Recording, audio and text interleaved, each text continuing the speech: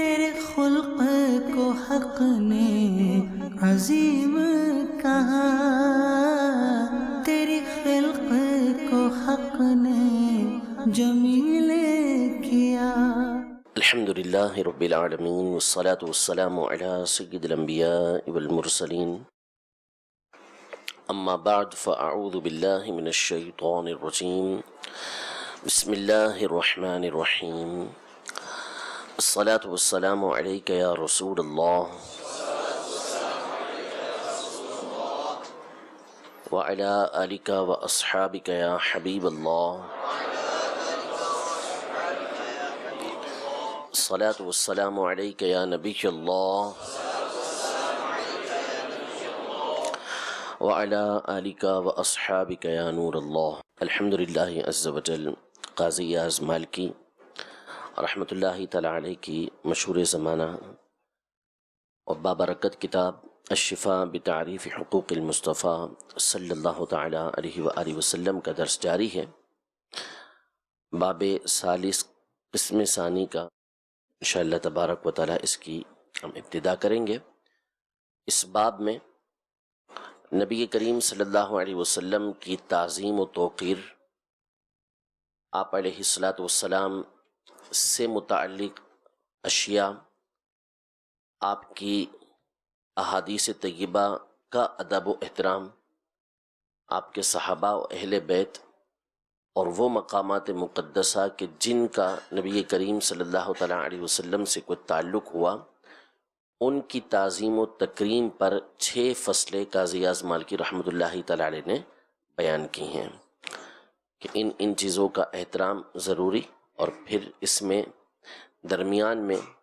صحابہ اکرام علیہم رضوان جو حضور علیہ الصلوۃ والسلام کی تعظیم کرتے تھے، اسلاف جس طریقے سے تعظیم کرتے تھے وہ ذکر کیا ہے، اور بالخصوص اس کی جو فصل ثالث ہے کہ جس میں صحابہ اکرام علیہم رضوان اور بالخصوص امام مالک رحمۃ اللہ تعالی علیہ، ان کا کیا انداز ہوا کرتا تھا نبی کریم صلی اللہ علیہ وسلم کی احادیث کو بیان کرتے ہوئے، حضور علیہ الصلوۃ والسلام کے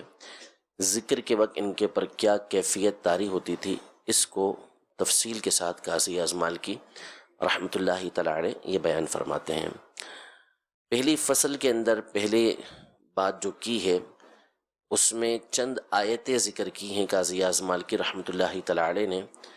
کہ جو نبی کریم صلی اللہ تعالیٰ علیہ وآلہ وسلم کی غایت درجے کی انتہائی تعظیم کے اوپر دلالت کرتی ہیں، بتاتی ہیں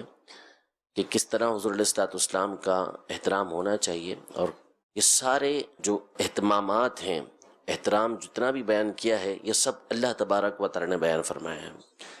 یعنی یہ حضور علیہ الصلوۃ والسلام کی بارگاہ کا ادب، پروٹوکول خود اللہ تبارک و تعالیٰ بیان فرماتا ہے کہ کس طرح حضور علیہ الصلوۃ والسلام کی بارگاہ میں حاضر ہونا ہے، ان کا ادب و احترام کس طرح کرنا ہے۔ پہلی آیت 2 مقامات سے ملا کر قاضی ایاز مالکی رحمۃ اللہ تعالیٰ علیہ نے بیان فرمائی، ایک سورۃ الاحزاب کی 45ویں آیت اور دوسری سورۃ الفتح کی آیت نمبر 9۔ پہلی آیت مشہور آیت ہے کہ اللہ تبارک و تعالیٰ ارشاد فرماتا ہے، یا ایھا النبی انا ارسلناک شاہدا ومبشرا ونذیرا، اے غیب بتانے والے، ہم نے آپ کو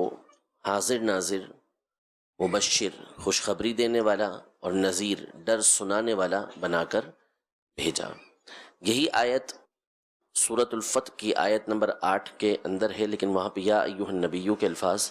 نہیں ہیں۔ اس کو ذکر کرنے کے بعد اللہ تبارک و تعالیٰ ارشاد فرماتا ہے، لِتُؤْمِنُوا بِاللَّهِ وَرَسُولِهِ وَتُعَزِّرُوهُ وَتُوَقِّرُوهُ، ان کو ہم نے حاضر ناظر بنا کر بھیجا جو تم نیک اعمال کرتے ہو، یا نیک اعمال کے اوپر خوشخبریاں سنانے والا بنا کر بھیجا، برے اعمال سے ڈرانے والا بنا کر بھیجا، یہ اس لیے تاکہ تم اللہ پر ایمان لاؤ اور اس رسول کی خوب تعظیم و توقیر کرو۔ یعنی حضور علیہ الصلوۃ والسلام کو یہ مقام، یہ مرتبہ عطا کیا، تو ان کے مقام و مرتبے کو دیکھ کر ایک تو اللہ تبارک و تعالیٰ پر ایمان لاؤ، دوسرا اللہ کے رسول صلی اللہ تعالیٰ علیہ وسلم کی تعظیم و تکریم کرو۔ یہ ایک آیت۔ دوسری آیت یا ایھا الذین آمنوا لا تقدموا بین یدی اللہ ورسولہ واتقوا اللہ ان اللہ سمیع علیم، کہ اے ایمان والو، رسول اللہ صلی اللہ علیہ وسلم سے اور اللہ سے کسی بھی بات میں آگے نہ بڑھو، کسی بھی بات میں آگے نہ بڑھو، اللہ سے ڈرو، اور بے شک اللہ تبارک و تعالیٰ سننے والا جاننے والا ہے۔ اسی سے متصل تیسری آیت ہے، مشہور و معروف آیت، یا ایھا الذین آمنوا لا ترفعوا اصواتکم فوق صوت النبی ولا تجہروا له بالقول کجہر بعضکم لبعض ان تحبط اعمالکم وانتم لا تشعرون، یعنی اے ایمان والو، اپنی آواز کو رسول کی آواز پر بلند نہ کرو، اور ان کو بلند آواز سے ایسے نہ پکارو جیسے ایک دوسرے کو پکارتے ہو، کہیں ایسا نہ ہو کہ تمہارے اعمال ضائع ہو جائیں اور تمہیں شعور بھی نہ ہو، معلوم بھی نہ ہو۔ آگے فرمایا ان الذین یغضون اصواتهم عند رسول اللہ اولئک الذین امتحن اللہ قلوبهم للتقوی لهم مغفرۃ واجر عظیم ان الذین ینادونک من وراء الحجرات اکثرهم لا يعقلون، یعنی بے شک وہ لوگ کہ جو اپنی آوازیں رسول اللہ کے پاس پست رکھتے ہیں، آہستہ رکھتے ہیں، یہ وہ لوگ ہیں کہ جن کے دلوں کو اللہ نے پرہیزگاری کے لیے چن لیا ہے، ان کے لیے مغفرت ہے اور بہت بڑا اجر ہے۔ اور بے شک وہ لوگ کہ جو آپ کو یعنی رسول کریم صلی اللہ علیہ وسلم کو حجرے کے باہر سے پکارتے ہیں، ان میں اکثر ناسمجھ ہیں، بے عقل ہیں۔ اور ایک آیت سورۃ النور کی آیت نمبر 63، لا تجعلوا دعاء الرسول بینکم کدعاء بعضکم بعضا، رسول کو پکارنے کو ایسا نہ بنا لو جیسا کہ ایک دوسرے کو پکارتے ہوں۔ یہ آیتیں ذکر کی ہیں، اب ان میں سے ہر ایک آیت کی قاضی اعظم مالکی رحمۃ اللہ تعالی علیہ تشریح اور توضیح کریں گے، علماء کے اقوال اس حوالے سے ذکر کریں گے کہ ان آیات کے تحت جو مفسرین ہیں وہ کیا بیان کرتے ہیں۔ سب سے پہلی بات یہ ارشاد فرماتے ہیں کہ اللہ تبارک و تعالیٰ نے نبی کریم صلی اللہ تعالیٰ علیہ وسلم کی تعظیم و تکریم اور آپ صلی اللہ تعالیٰ علیہ وسلم کا اکرام کرنا یہ لوگوں کے اوپر واجب قرار دیا ہے، لازم قرار دیا ہے۔ اور آیت میں لفظ استعمال ہوا ہے وَتُعَزِّرُوهُ، ان کی تعظیم کرو۔ اس حوالے سے چند اقوال ہیں۔ ایک سیدنا ابن عباس رضی اللہ تعالی عنہما کا قول ہے کہ وَتُعَزِّرُوهُ کا مطلب ہے کہ ان کا اجلال کرو، ان کی تعظیم کرو، تکریم کرو، ان کو بزرگ مانو، بڑا مانو۔ اور دوسرا مبرد، امام مبرد رحمۃ اللہ تعالی علیہ مشہور نحوی ہیں، یہ ارشاد فرماتے ہیں کہ یہ ہے مبالغے کا صیغہ، مبالغہ اس کے اندر پایا جاتا ہے، یعنی معنی یہ ہے کہ نبی کریم صلی اللہ تعالی علیہ وسلم کی تعظیم کے اندر مبالغہ کرو، وَتُعَزِّرُوهُ أَيْ تُبَالِغُوا فِي تَعْظِيمِهِ، حضور علیہ الصلوۃ والسلام کی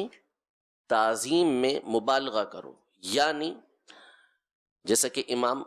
بصیری رحمۃ اللہ تعالی علیہ نے یہ ارشاد فرمایا کہ آپ کے بارے میں نصارہ نے جو کہا اپنے نبی کے بارے میں وہ کہنے سے بچو، اس کے علاوہ جو کہنا ہے وہ کہو، یعنی درجہ الوہیت تک نہ پہنچاؤ، درجہ الوہیت تک یعنی خدا ہونا نہ بنا دو، باقی آپ کی تعریف کے اندر خوب مبالغہ کرو۔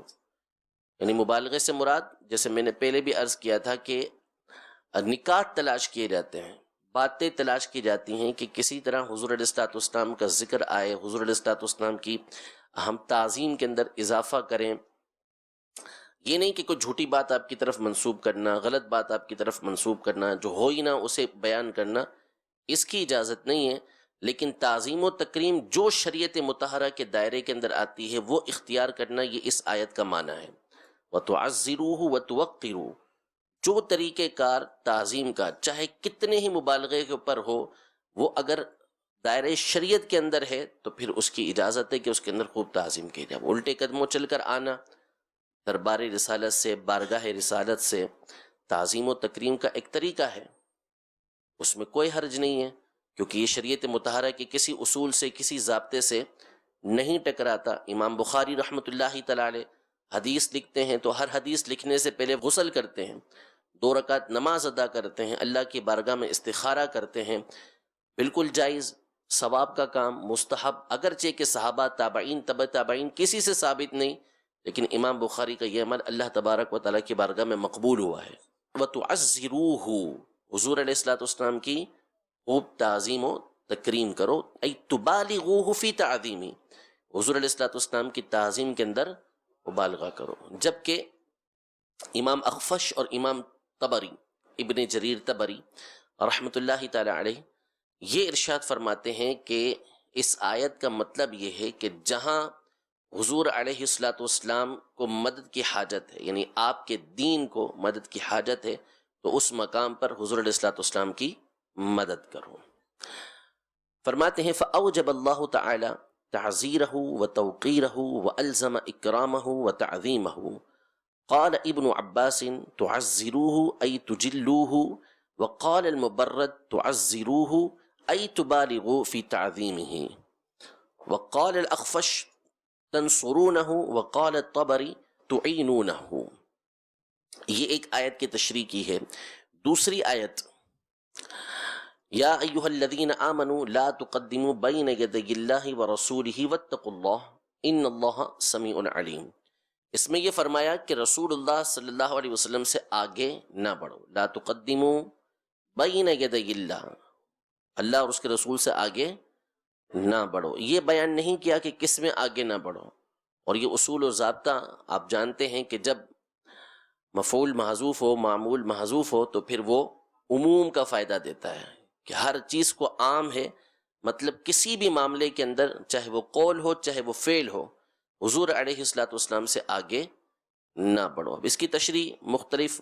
علماء کے حوالے سے قاضی اعظم مالکی رحمۃ اللہ تعالی علیہ نے کی ہے کہ سہل بن عبداللہ استری رحمۃ اللہ تعالی علیہ یہ ارشاد فرماتے ہیں کہ اس آیت کا یہ معنی ہے کہ حضور علیہ الصلوۃ والسلام کی گفتگو شروع کرنے سے پہلے خود گفتگو شروع نہ کرو، آپ علیہ الصلوۃ والسلام کے بات کرنے سے پہلے بات نہ کرو، اور جب حضور علیہ الصلوۃ والسلام بات کریں، کوئی کلمہ فرمائیں، کوئی گفتگو فرمائیں، تو پھر بالکل خاموش ہو کر توجہ سے اس کو سنو۔ یہ اس آیت کا معنی ہے، یا ایھا الذین آمنوا لا تقدموا بین یدی اللہ ورسولہ۔ اس آیت میں قاضی اعظم مالکی رحمۃ اللہ تعالی فرماتے ہیں کہ حضور علیہ الصلوۃ والسلام سے آگے بڑھنے سے منع کیا گیا ہے، چاہے وہ گفتگو کے اندر ہو یا چاہے کوئی بھی دینی معاملہ ہو، اس میں حضور علیہ الصلوۃ والسلام سے انفرادیت حاصل کرتے ہوئے آگے نہ بڑھ جاؤ کہ پہلے خود وہ کام کر گزرو۔ بعض نے حضور علیہ الصلوۃ والسلام سے پہلے قربانی کر ڈالی، ان کو منع کیا گیا، رسول اللہ صلی اللہ علیہ وسلم جب یہ کام کر لیں تو پھر اس کے بعد کرو۔ یعنی جس چیز کا حکم نبی کریم صلی اللہ تعالیٰ علیہ وسلم کی طرف سے آنا ہے، تو ایسا نہ ہو کہ حضور علیہ الصلوۃ والسلام کے ارشاد فرمانے سے پہلے، حضور علیہ الصلوۃ والسلام کے کرنے سے پہلے وہ تم کام کر ڈالو، حالانکہ وہ کام خود نبی کریم صلی اللہ علیہ وسلم نے بھی کرنا ہے۔ تو اس سے ہمیں منع کیا گیا ہے۔ یہی امام حسن بصری، امام مجاہد، امام ضحاک، سدی اور امام ثوری رحمۃ اللہ تعالی علیہ کا یہ قول ہے۔ فرماتے ہیں قال سہل بن عبد اللہ وقرئ تعززوه بزائین من العز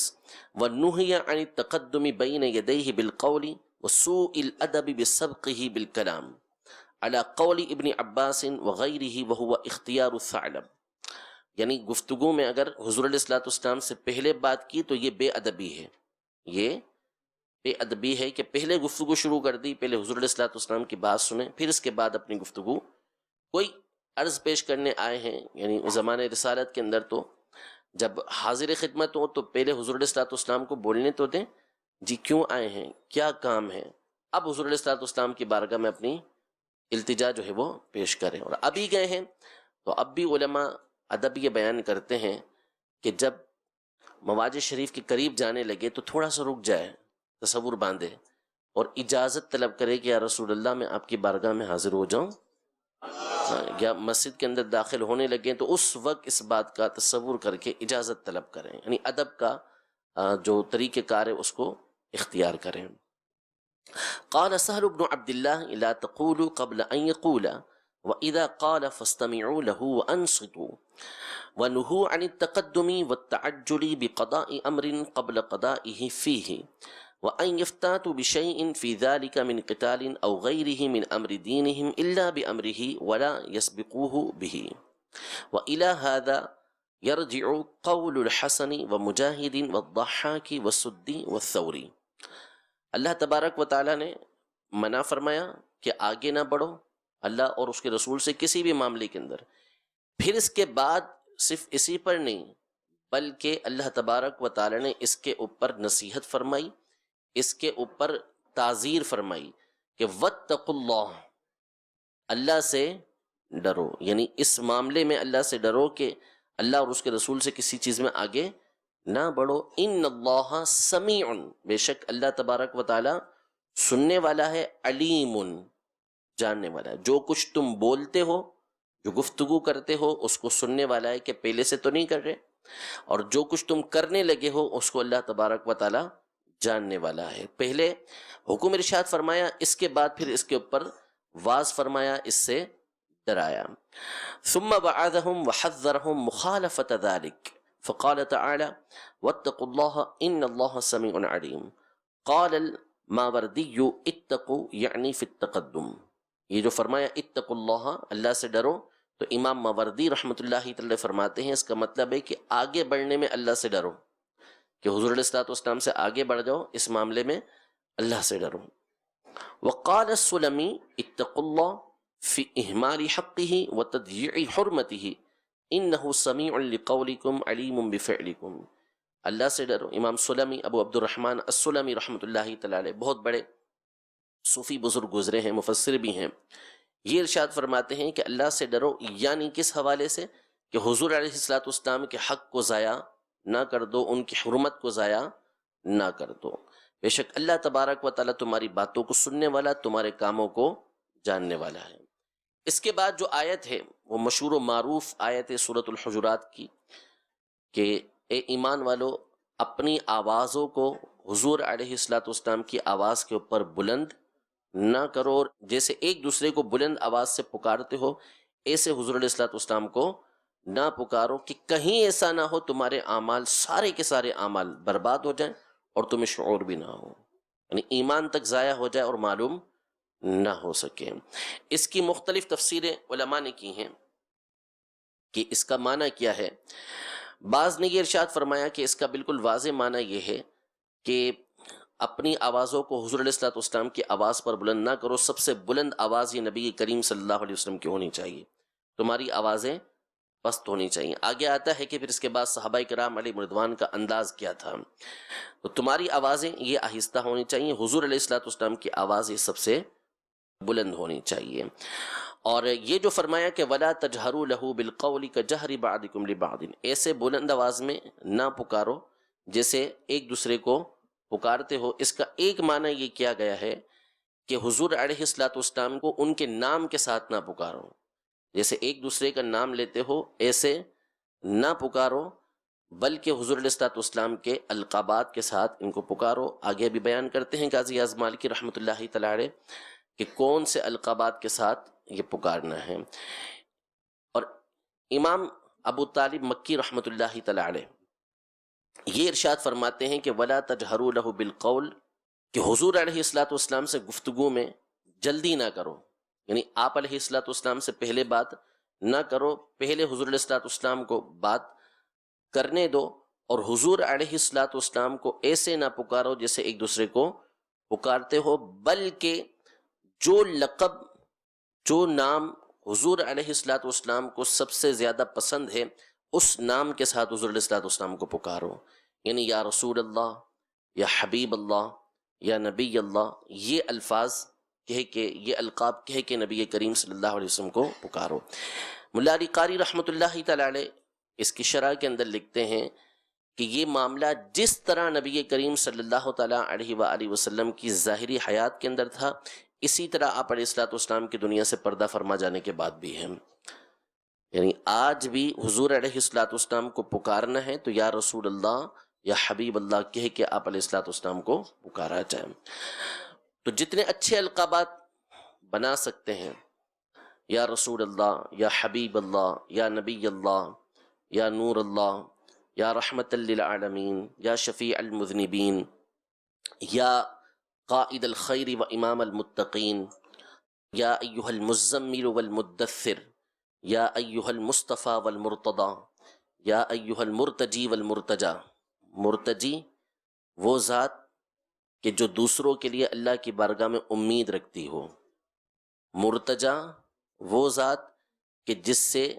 قیامت کے دن مصیبتیں دور ہونے کی امید ہو۔ تو حضور علیہ الصلوۃ والسلام مرتجی بھی ہیں، مرتجا بھی ہیں۔ یا صاحب الشفاعہ، یا صاحب الکوثر، یا صاحب المقام المحمود، یا صاحب الوسیلہ، یا مالک الجنہ، یا قاسم الخیرات،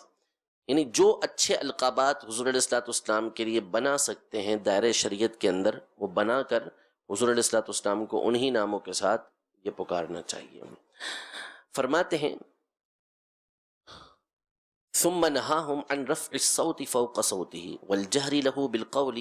كما يجهر بعضهم لبعض ويرفع صوته وقيل كما ينادي بعضهم بعضا باسمه قال ابو محمد مکی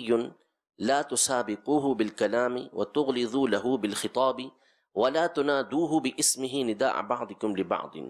ولكن عظموه ووقروه ونادوه بأشرف ما يحب أن ينادى به یا رسول اللہ، یا نبی اللہ۔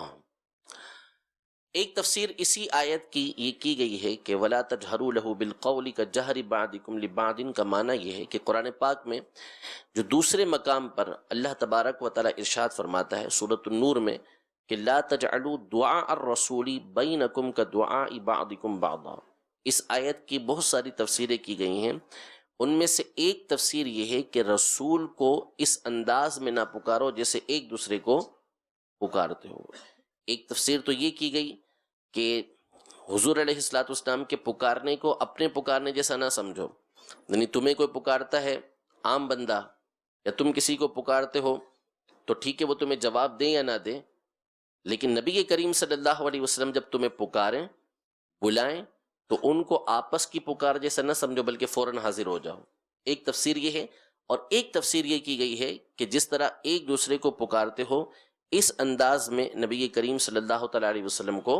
نہ پکارو۔ اور وَلَا تَجْهَرُوا لَهُ بِالْقَوْلِ كَجَهْرِ بَعْضِكُمْ لِبَعْضٍ کا معنی بھی یہی کیا گیا ہے کہ جس طرح ایک دوسرے سے گفتگو کرتے ہو اس انداز میں نبی کریم صلی اللہ علیہ وسلم سے گفتگو نہ کرو، یعنی ان کا نام لے کر ان کو نہ پکارو۔ بعض نے یہ کہا کہ جب حضور علیہ الصلوۃ والسلام کو پکارو تو ایسے پکارو جیسے کہ سمجھنے کے لیے حاضر ہوئے ہو، یعنی اپنے آپ کو کچھ سمجھتے ہوئے نہ، بلکہ اس انداز میں کہ جیسے ایک طالب علم حاضر خدمت ہوتا ہے اور اس کا مقصود ہوتا ہے کہ کچھ سیکھے کچھ پائے، تو حضور علیہ الصلوۃ والسلام کو پکارتے ہوئے یہی تمہارا انداز ہونا چاہیے، یعنی عاجزی والا، انکساری والا، کچھ حاصل کرنے والا، کچھ لینے والا، اس انداز میں حضور علیہ الصلوۃ والسلام کو یہ پکارو۔ دیکھیے فرماتے ہیں وَهَذَا كَقَوْلِهِ فِي الْآيَةِ الْأُخْرَى لَا تَجْعَلُوا دُعَاءَ الرَّسُولِ بَيْنَكُمْ كَدُعَاءِ بَعْضِكُمْ بَعْضًا عَلَى أَحَدِ التَّأْوِيلَيْنِ وَقَالَ غَيْرُهُ لَا تُخَاطِبُوهُ إِلَّا مُسْتَفْهِمِينَ ثُمَّ خَوَّفَهُمُ اللَّهُ تَعَالَى بِحَبْطِ أَعْمَالِهِمْ إِنْهُمْ فَعَلُوا ذَلِكَ وَحَذَّرَهُمْ مِنْهُ۔ اب یہ قاضی اعظم مالکی رحمۃ اللہ تعالی علیہ اس آیت کا شان نزول بیان کرتے ہیں کہ یہ جو آیتیں نازل ہوئیں یہ کس کے بارے میں نازل ہوئیں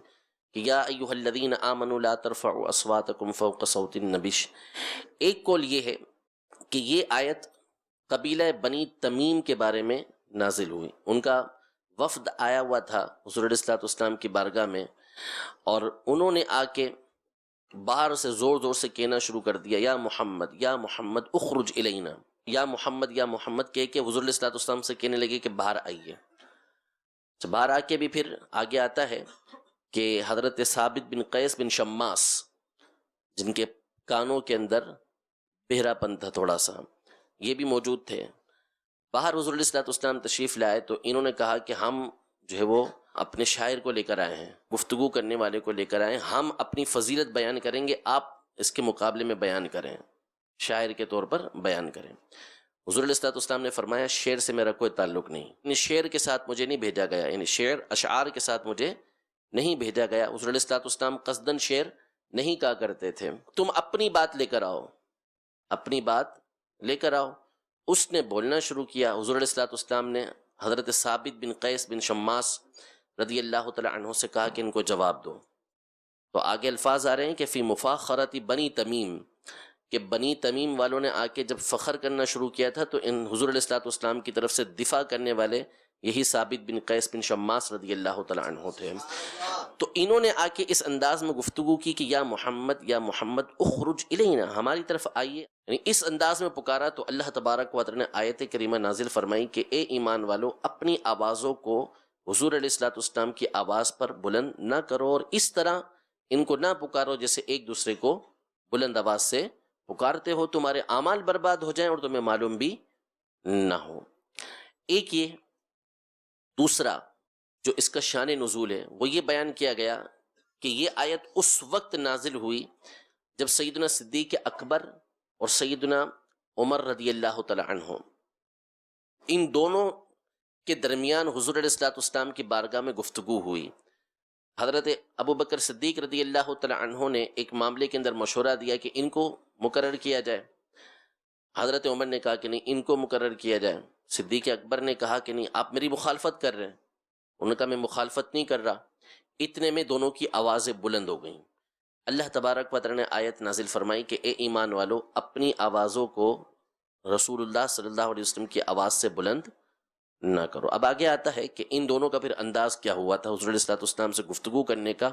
اور اگلی آیت پھر جو نازل ہوئی وہ انہی لوگوں کے حق میں نازل ہوئی تھی۔ ایک قول یہ ہے۔ تیسرا قول یہ ہے اس کے آیت کے نازل ہونے کا کہ حضرت ثابت بن قیس بن شماس رضی اللہ تعالی عنہ، ان کے کانوں کے اندر بہرا پن تھا۔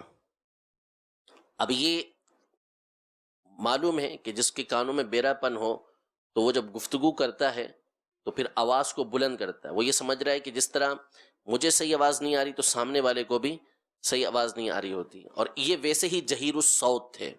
آواز ان کی بہت بلند تھی۔ تو جب یہ آیت نازل ہوئی کہ کہیں تمہارے اعمال سارے کے سارے برباد نہ ہو جائیں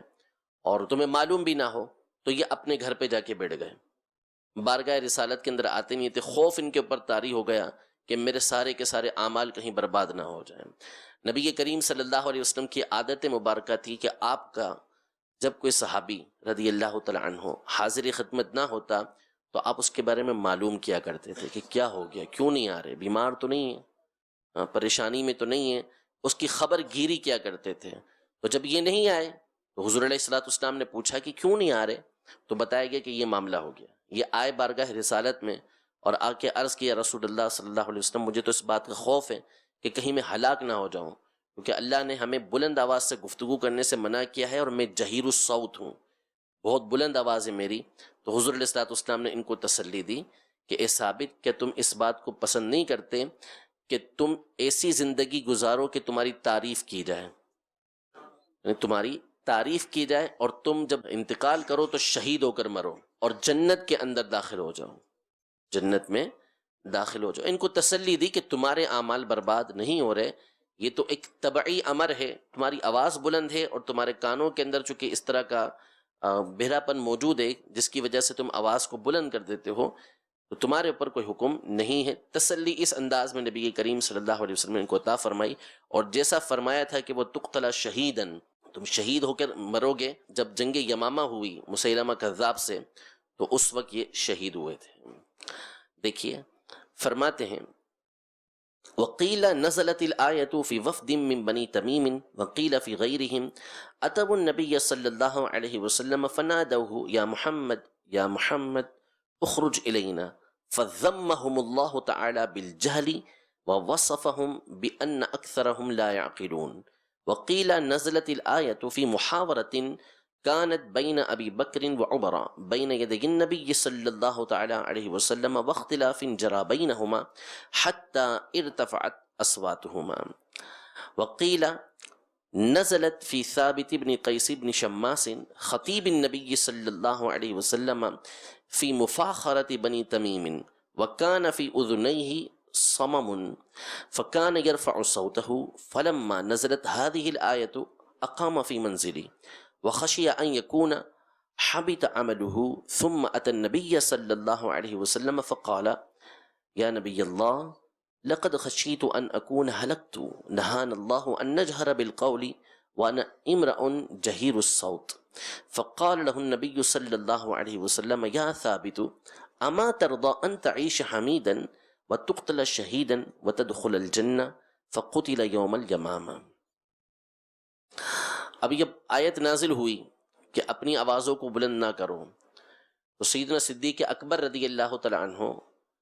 انہوں نے کہا کہ اللہ کی قسم یا رسول اللہ، اب میں جب آپ سے بات کروں گا تو ایسے بات کروں گا جیسے اخو السرائر بات کرتا ہے ویسے بات کروں گا. اخو السرائر، یہ سرائر جمع ہے سرن کی، جس کا مطلب ہے راز، یعنی جس طرح کوئی شخص راز کی بات کرتا ہے، چپ کے بات کرتا ہے، سرگوشی میں بات کرتا ہے، میں ایسے ہی آپ صلی اللہ تعالیٰ علیہ وسلم سے گفتگو کروں گا. اور یہی ہوا کہ حضرت عمر رضی اللہ تعالیٰ عنہ بھی اور حضرت ابو بکر رضی اللہ تعالیٰ عنہ بھی حضور علیہ الصلوۃ والسلام سے جب گفتگو کرتے اس کے بعد تو حضور علیہ الصلوۃ والسلام کو ان سے دوبارہ پوچھنا پڑتا کہ کیا بولا، آہستہ آہستہ گفتگو کرتے، حتیٰ کہ حضور علیہ الصلوۃ والسلام کو وضاحت طلب کرنا پڑتی کہ بات کیا کی ہے.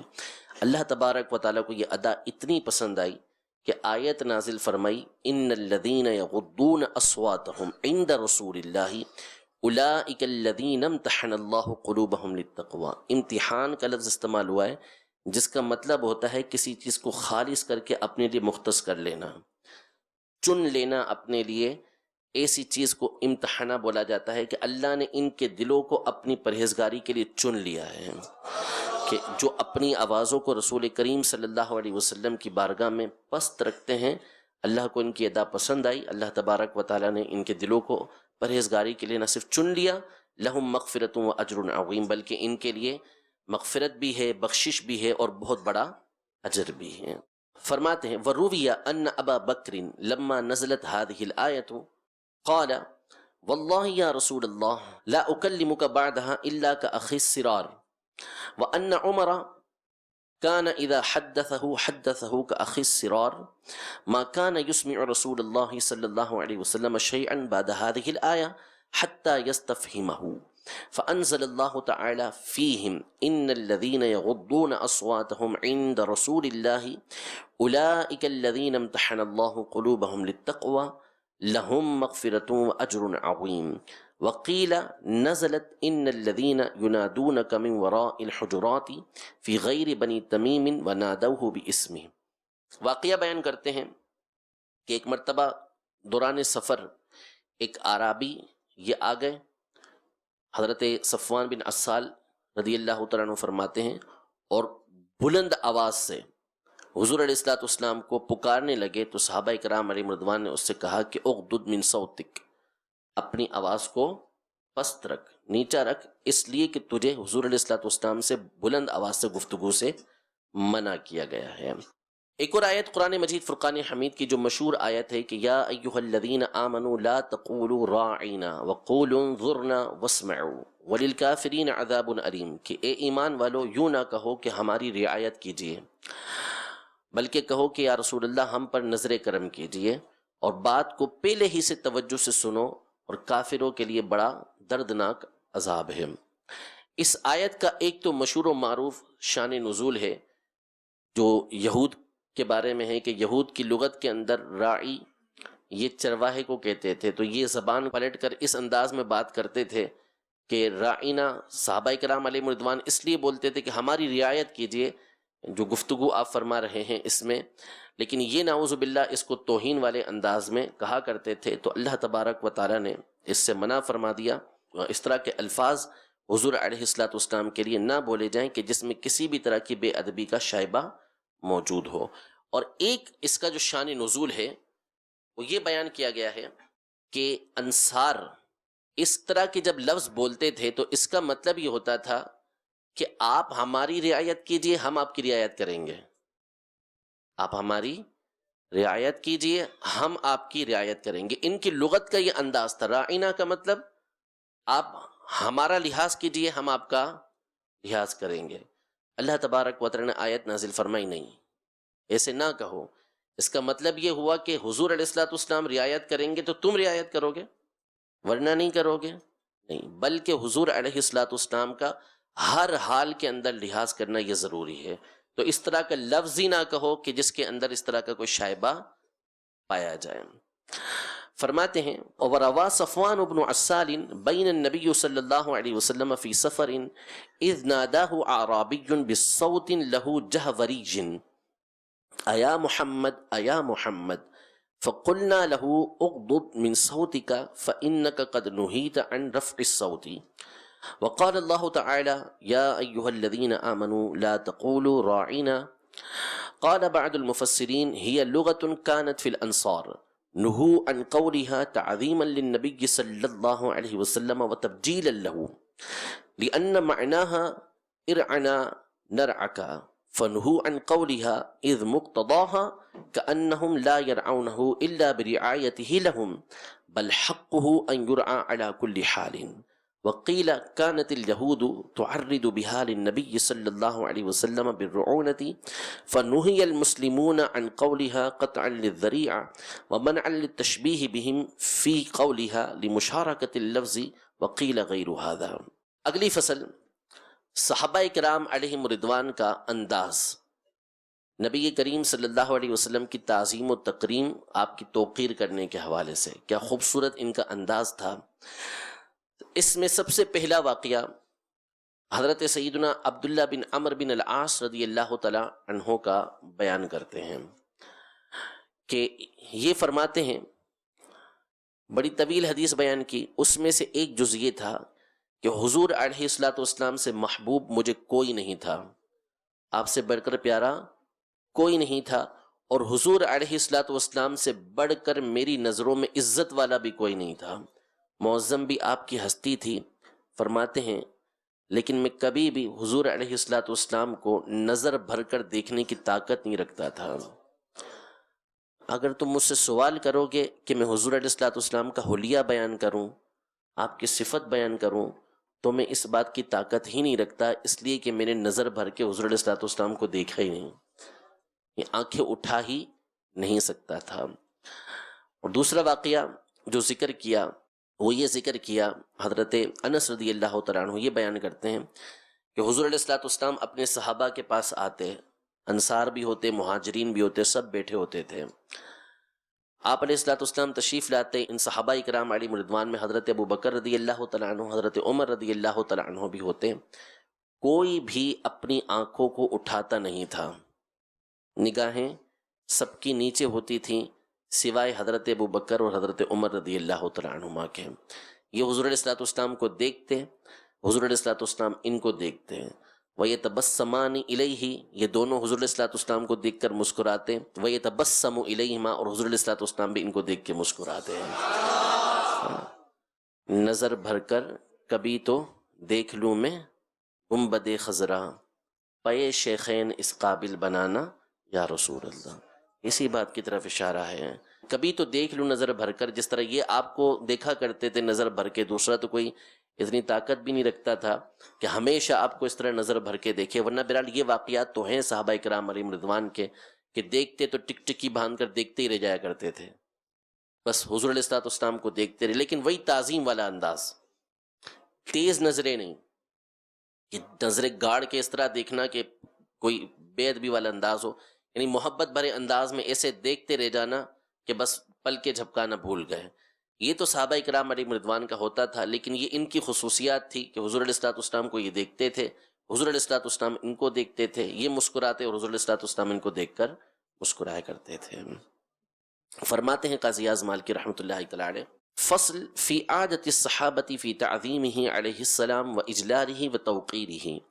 حدثنا القاضی ابو علی الصدفی و ابو بحر الاسدی بسماع علیہما فی آخرین. قالوا حدثنا احمد بن عمر قال حدثنا احمد بن الحسن قال حدثنا محمد بن عیسى قال حدثنا ابراہیم بن سفیان قال حدثنا مسلم قال حدثنا محمد بن المثنى وأبو معن الرقاشي وإسحاق بن منصور قالوا حدثنا الضحاك بن مخلد حدثنا حيوة بن شريح قال حدثني يزيد بن أبي حبيب عن أبي شماسة المهري قال حضرنا عمرو بن العاص فذكر حديثا طويلا فيه عن عمرو قال وما كان أحد أحب إلي من رسول الله صلى الله عليه وسلم ولا أجل في عيني منه وما كنت أطيق أن أملأ عيني منه إجلالا له ولو سئلت أن أصفه ما أطقت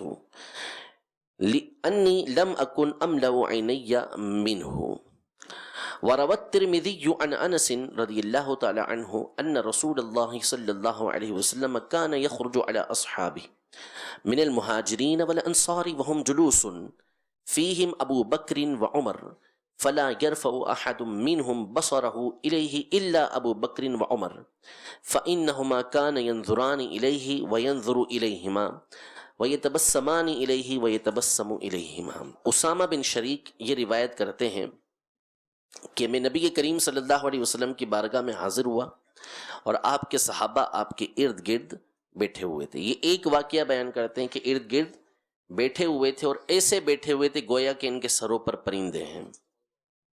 جبکہ حضور علیہ الصلوۃ والسلام کی جو صفت بیان کی گئی ہے اس میں صحابہ کرام علیہم رضوان کا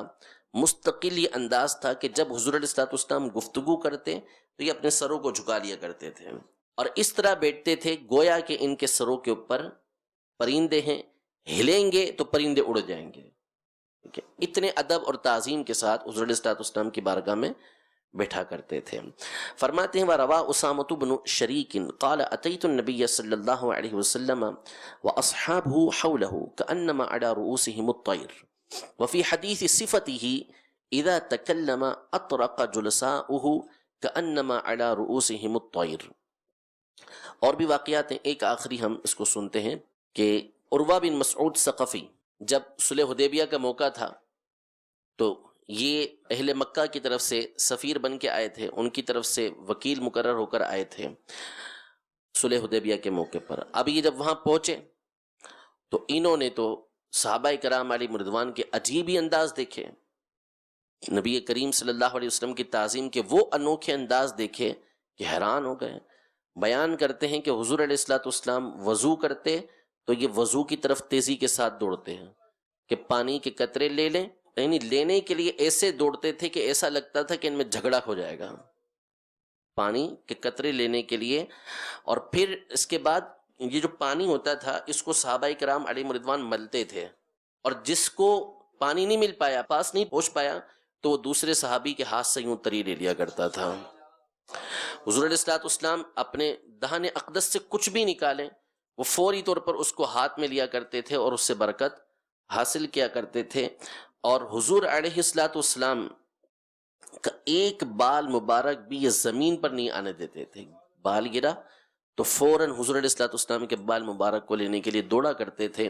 جب کسی بات کا حکم دیتے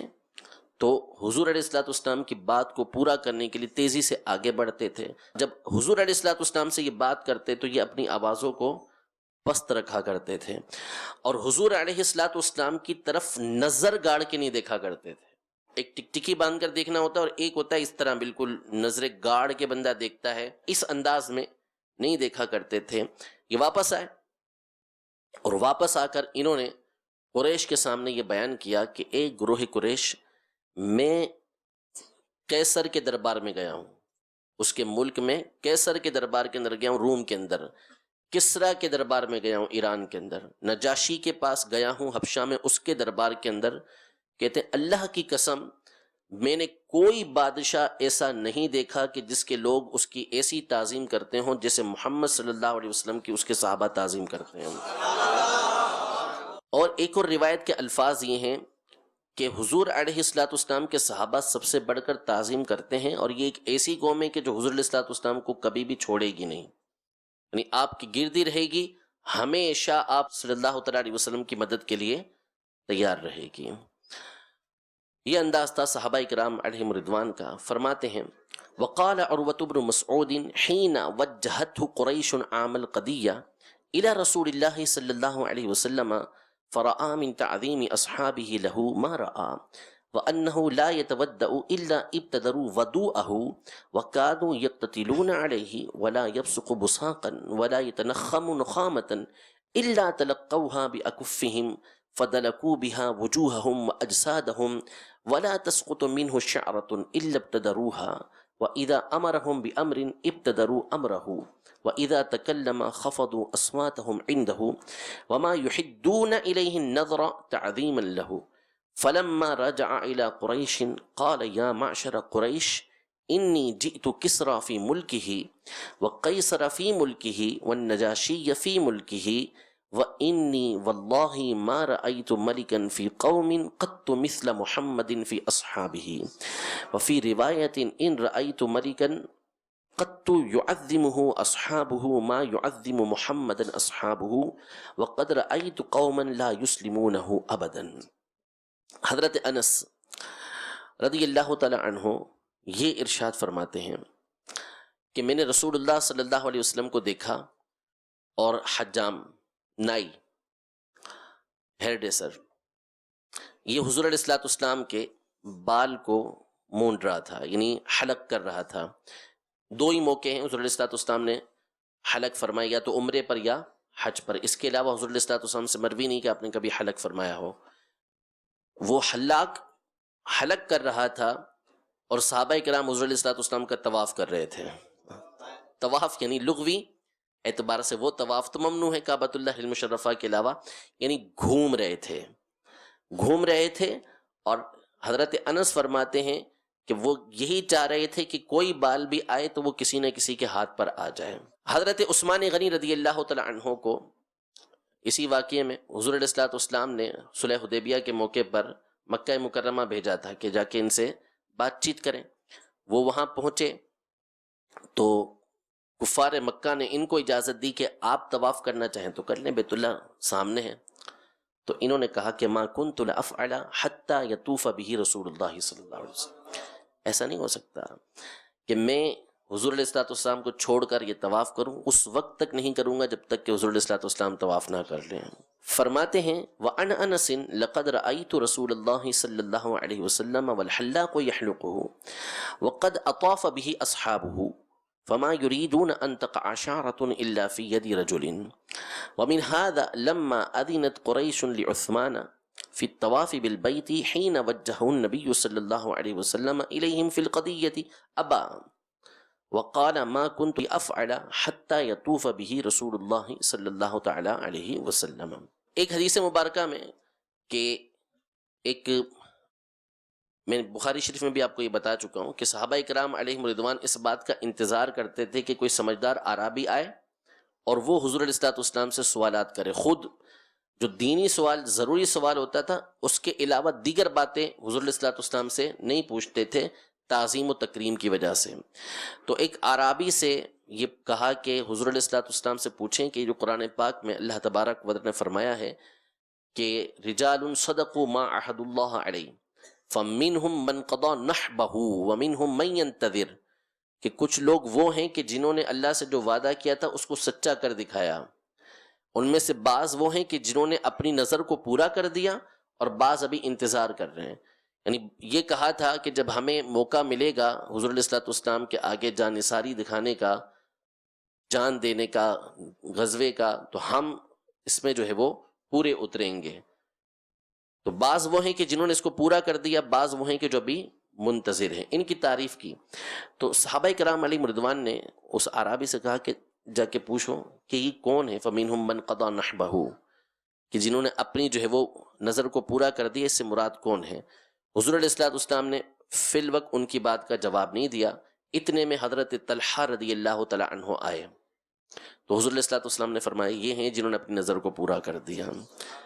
تو یہ انہوں نے کہا تھا کہ جب مجھے موقع ملے گا تو پھر میں جان نثاری دکھاؤں گا. اور احد میں حضور علیہ الصلوۃ والسلام کا ایسا دفاع کیا کہ بعض روایتوں کے مطابق 82 کے قریب زخم آپ کے جسم پر لگے ہوئے تھے حضور علیہ الصلوۃ والسلام کا دفاع کرتے ہوئے. فرمایا یہ وہ ہیں کہ جنہوں نے اپنی نظر کو پورا کر دیا ہے۔ پیچھے ایک حدیث مبارکہ قیلہ کی حدیث مبارکہ گزری ہے حضور علیہ الصلوۃ والسلام کے بیچنے کے انداز میں، کہ حضور علیہ الصلوۃ والسلام بیٹھا کس طرح کرتے تھے۔ بعض اوقات آپ بیٹھتے تھے تو اپنے گھٹنے اوپر کر کے گھٹنوں کو سینے یہ قریب کر لیا اور ہاتھ یوں رکھ لیے، یہ چادر سے اس کو یوں رکھ لیا، بالکل جیسے عاجزی انکساری والا انداز ہوتا ہے اس انداز میں۔ جیسے آپ نے دیکھے ہوں گے کہ بزرگ لوگ ہوتے ہیں بالخصوص جو سائڈ ایریوں کے اندر یا دیہات وغیرہ کے اندر رکھتے ہیں تو کتنی سادگی کے ساتھ بیٹھ جاتے ہیں، تو اسی انداز میں حضور علیہ الصلوۃ والسلام بیٹھ گئے۔ تو یہ آئیں، انہوں نے دیکھا حضور علیہ الصلوۃ والسلام کو کہ اس طرح حضور علیہ الصلوۃ والسلام بیٹھے ہوئے عاجزی انکساری کے ساتھ، تو خوف سے ان کے اوپر لرزہ طاری ہو گیا، روب کی وجہ سے۔ حضور علیہ الصلوۃ والسلام کا روب اور آپ کی ہیبت اور تعظیم ان کے اوپر ایسی طاری ہوئی کہ بیٹھے ہوئے اتنی عاجزی کے ساتھ ہیں، لیکن اس میں بھی حضور علیہ الصلوۃ والسلام اتنے پیارے اور اتنے معظم لگ رہے تھے کہ ان کے اوپر ہیبت کی وجہ سے جھرجھری طاری ہو گئی۔ اس بات کو بیان کرتے ہیں کہ صحابہ کرام علیہم رضوان اس لحاظ سے بھی حضور علیہ الصلوۃ والسلام کی تعظیم و تکریم کیا کرتے تھے۔ حضرت مغیرہ بن شعبہ رضی اللہ تعالی عنہ بیان کرتے ہیں کہ صحابہ کرام علیہم رضوان حضور علیہ الصلوۃ والسلام کی آستانہ مبارکہ پر حاضر ہوتے تو یہ نہیں دھاڑ دھڑ دھاڑ کر کے دروازہ بجائے، بلکہ انداز تھا یہ ناخن ہوتے اس سے یوں حضور علیہ الصلوۃ والسلام کا دروازہ کھٹکھٹایا کرتے تھے، ہلکے ہلکے سے یوں، تاکہ ادب کا اظہار ہو، بے ادبی کسی طریقے سے نہ ہو۔ فرماتے ہیں وفی حدیث طلحہ ان اصحاب رسول اللہ صلی اللہ تعالی علیہ وسلم قالوا لاعرابی جاہل سلہ عمن قضى نحبہ وكانوا يهابونه ويوقرونه فسأله فأعرض عنه اذ طلع طلحة فقال رسول الله صلى الله عليه وسلم هذا ممن قضى نحبه۔ وفي حديث قيلة فلما رأيت رسول الله صلى الله عليه وسلم جالسا القرفصاء أرعدت من الفرق وذلك هيبة له وتعظيما۔ وفي حديث المغيرة كان اصحاب رسول اللہ صلی اللہ علیہ وسلم یقرعون بابہ بالاظافیر۔ حضرت برا بن عازب رضی اللہ تعالی عنہ فرماتے ہیں کہ میں حضور علیہ الصلوۃ والسلام سے کوئی بات پوچھنا چاہتا تو آپ کی تعظیم و تکریم کی وجہ سے اس کو مؤخر کر دیتا، یہاں تک کہ برسوں گزر جاتے، لیکن آپ کی تعظیم کی وجہ سے آپ سے وہ بات نہیں پوچھ پاتا تھا۔ یعنی جو دینی شرعی مسئلہ ہے اس کے علاوہ جو درپیش آ گیا معاملہ جس پر عمل کرنا ہے وہ تو پوچھنا ہے، اس کے علاوہ اگر کوئی بات پوچھنی ہے تو تعظیم اور تکریم اور ہیبت اس طرح طاری ہوتی تھی کہ ایک عرصے تک میں پوچھ نہیں پاتا تھا، بعض اوقات سالوں گزر جاتے تھے۔ اللہ رب العزت جل وعلا ہم سب کو اسی طرح نبی کریم صلی اللہ علیہ وسلم کی تعظیم و تکریم کی توفیق عطا فرمائے، آپ علیہ الصلوۃ والسلام سے متعلقہ اشیاء کی بھی تعظیم و توقیر کرنے کی توفیق عطا فرمائے۔ اگلا باب ہے بھی اسی سے متعلق کہ حضور علیہ الصلوۃ والسلام کی حیات ظاہری کے بعد اور آپ کے ذکر خیر کے وقت کس انداز میں حضور علیہ الصلوۃ والسلام کی تعظیم کرنی ہے اور اس میں اسلاف کا کیا انداز ہوتا تھا، اس کو قاضی اعظم مالکی رحمۃ اللہ تعالی بیان فرمائیں گے۔ رب العزت جل وعلا ہم سب کو حضور اکرم صلی اللہ تعالی علیہ وسلم کی باتیں، آپ کا ذکر خیر ہمیشہ کرتے رہنے کی توفیق عطا فرمائے، آمین بجاہ النبی الامین صلی اللہ تعالی علیہ وآلہ وسلم۔ تیرے خلق کو حق نے عظیم کہا، تیری خلق کو حق نے جمیل کیا۔